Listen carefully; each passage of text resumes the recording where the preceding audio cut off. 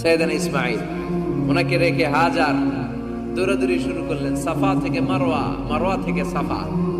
আহা, এখন air condition করা, 4 তলা এয়ার কন্ডিশন করা, সুন্দর পরিবেশ, এরপরে দৌড়াতে দৌড়াতে আমাদের ঘাম ছুটে যায়।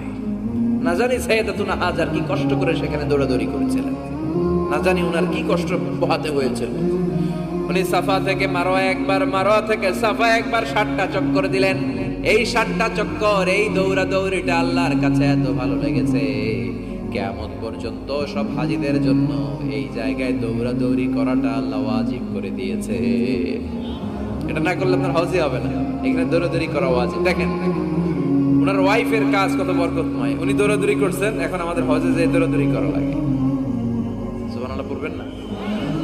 সাইয়েদনা ইসমাঈল আলাইহিস সালামকে মরুভূমির মধ্যে রেখে উনি দৌড়াদৌড়ি করলেন, পানি নাই, পানির অভাব, দৌড়ে আসলেন, এসে দেখে সাইয়েদনা ইসমাঈল আলাইহিস সালামের পায়ের ধাক্কায় জমজমের পানি বেরোতে শুরু করছে।